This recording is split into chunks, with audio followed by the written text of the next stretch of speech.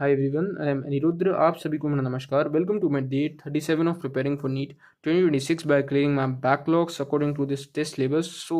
मैं पहले ये वीडियो नहीं आने वाला था क्योंकि मेरा फ़ोन एक्चुअली में टूट गया था।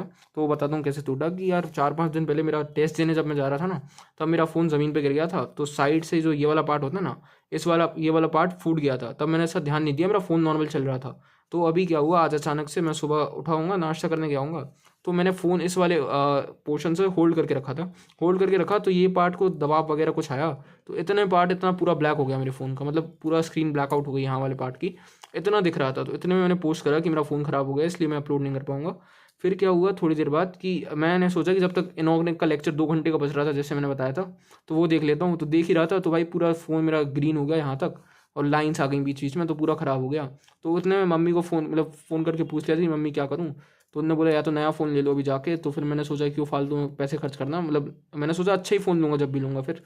तो नीट के बाद तो यहाँ पर मैंने फ़ोन नहीं लिया, तो फिर मैं सुधरवा के आया फ़ोन, आज ही सुधरवा के लाया हूँ लगभग। मेरे 1800 रुपये फालतू में फूक गए फ़ोन की वजह से, और लोकल स्क्रीन लगी है, असली स्क्रीन तो 6000 की आ रही थी। तो मैंने सोचा कि फालतू में क्यों लगवाऊँ। आज की वीडियो का बताता हूँ। आज ये वीडियो बनाने, वैसे मैं बाद में ही बना सकता था वीडियो, बट इसका पर्पस ये है कि यार मुझे अभी देखो आज 15 तारीख हो गई है ना। मुझे एक बहुत इंपॉर्टेंट हेल्प की ज़रूरत है कि अब मेरा इस साल बोर्ड्स भी देना है मुझे, और उसके साथ साथ नीट भी देना है। तो यार अभी देखा जाए तो अभी मैं प्रिपेयर कर रहा हूँ टेस्ट के सिलेबस के अकॉर्डिंग। और ये मेरा अगला टेस्ट जो होने वाला है, कल एक टेस्ट है, उसके बाद अगला टेस्ट है 16 तारीख को, 16 नहीं 22 तारीख को, जो मेरा आखिरी टेस्ट हो सकता है, मतलब 6 टेस्टों में से। फिर ऐसे ही होगा कि जैसे अभी तक टेस्ट हुए ना मेरे, फिर फर्स्ट और सेकंड सिलेबस कंबाइंड आएगा। जैसे कि फर्स्ट सिलेबस में जो भी आया था, सेकंड टेस्ट में जो भी आया था, दोनों का सिलेबस कंबाइंड होगा, तो ये 7th टेस्ट होगा। फिर ऐसे थर्ड और फोर्थ सिलेबस कंबाइंड होगा, फिर ऐसे टेस्ट होंगे। बेसिकली मेरा ये पूछना है, जैसे मैं पहले बता देता हूँ। मेरे अगले टेस्ट का जो सिलेबस है, जो 22 को है, वो है ray optics, wave optics, modern physics, तीनों चैप्टर जो भी हैं, और सेमीकंडक्टर। केमिस्ट्री में ऑर्गेनिक पूरी आ रही है 12th वाला पार्ट। इकोलो और बायो में आ रही है इकोलॉजी के तीनों chapter, human health, disease and evolution. ठीक है, ये वाला पार्ट आ रहा है अगले टेस्ट में। अब मुझे एक कन्फ्यूज़न है कि अब मैं जैसे प्रिपेयर कर रहा हूँ, मेरा प्लान जो था उसके अकॉर्डिंग मैं उतना कवर कर नहीं पाया, जितने मैंने सोचा था कि इन 30-40 दिन में जितना भी टाइम मिलेगा उतना कवर कर लूँगा। तो देखो यार, मेरा एक प्लान ये है कि मैं अब कल से इन टेस्ट की प्रिपरेशन करना छोड़ दूँ। मतलब इस टेस्ट के बाद, 16th वाले टेस्ट के बाद 17 से 31 तक मैं सिर्फ 11th वाला पार्ट पढ़ूँ। मतलब मैं सोच रहा हूँ कि मैं एक बार अभी 15 दिन का टाइम लेके सिर्फ 11th पढ़ के पूरी रख लूँ, जिससे कि मुझे फिर टाइम नहीं मिलेगा ना 3 महीने 11th पढ़ने का, तो मैं वो अप्रैल में पढ़ूंगा डायरेक्ट। तो मैं 11th का पढ़ लूँ। और क्या होता है, एलन में जो है ना, प्रैक्टिकल करने का ऑप्शन होता है तुम्हारे पास। तो मैं वहाँ पर एलन में दूसरी बिल्डिंग जाके प्रैक्टिकल सीखा हूँ जाके। ये दो ऑप्शन है मेरे साथ, ये 15 दिन में, मतलब 17 से 31 तारीख तक। फिर 1 जनवरी से मैं ओवरऑल सिर्फ बोर्ड से फोकस करूँ, 12th वाला पार्ट पढ़ूँ सिर्फ और सिर्फ 12th वाला पार्ट। 11th को अब छोड़ दूँ, अब जो हो गया सो हो गया। 12th वाला पार्ट पढ़ूँ, और नीट का जितना भी, जैसे कि 12th का कोई मैं चैप्टर कर रहा हूँ, जैसे मैं फॉर एग्जांपल इलेक्ट्रोस्टैटिक्स उठाया, तो उसमें मैं साथ साथ डेफिनेशन भी रटूँ, फिर क्वेश्चंस भी कर लूँ नीट के हिसाब के, मतलब मॉड्यूल वगैरह के, ज़्यादा अच्छे क्वेश्चंस नहीं, बट नोट्स और मॉड्यूल कर लूँ मैं साथ साथ, जिससे कि मेरे वो भी थोड़ा बहुत नीट का भी प्रिपेयर होता जाए। ये मैं सोच रहा था 12th वाले पार्ट में 1 जनवरी से लेके मार्च तक, मतलब जब तक मेरे बोर्ड चलेंगे, इस पैटर्न से मैं करता जाऊँ। और अगर बीच में मुझे टाइम मिल गया, मतलब 1-2 घंटे निकाल के मैं रोज़ 11th की बायो पढ़ देता हूँ, जिससे 11th मेरी बायो थोड़ी बहुत बनने लगे मुझसे, जो किंगडम वगैरह, जो डाइवर्सिटी वाला पार्ट मुझसे नहीं बनता है। और अभी जो 15 दिन पढ़ूंगा ना, फिजिक्स केमिस्ट्री का बैकलॉग क्लियर करने का सोच रहा था कि सिर्फ ये पढ़ के मैं बैकलॉग क्लियर कर लूँ। फिर अप्रैल से मैं फिर कंप्लीटली फिर नीट पे फोकस करूँ, 11th 12th जितनी भी मेरे से हो पाए।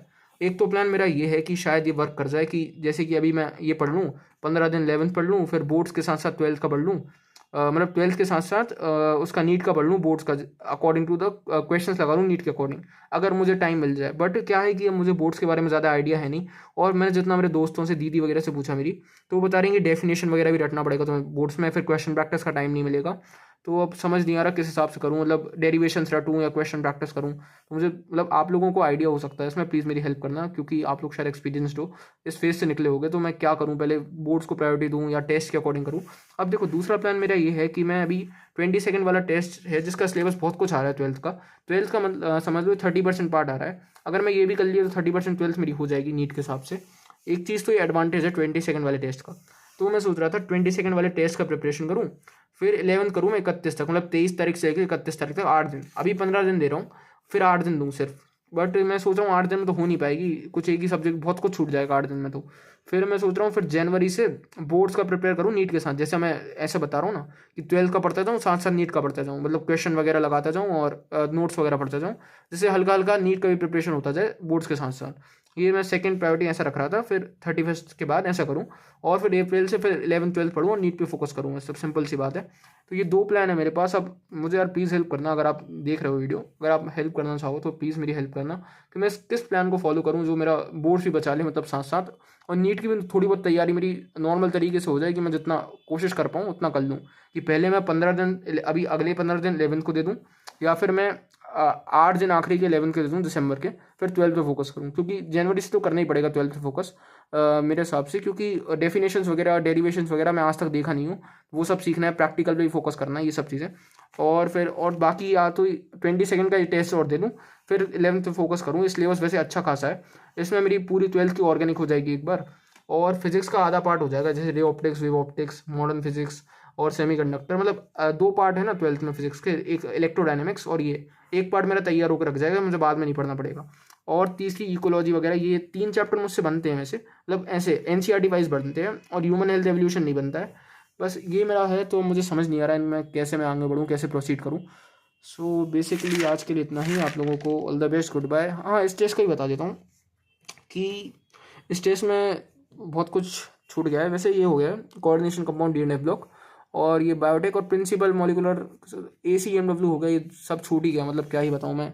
वही आज मेरा दिन वेस्ट हो गया, और एक दिन मैं बीमार हो गया था उसकी गलती की वजह से, और मेरी गलती, बाकी मक्कारी तो पता ही है। ठीक है, सो बेसिकली आज के लिए इतना ही। आप लोगों को all the best, goodbye. Please suggest me what could be the best solution for me. Bye.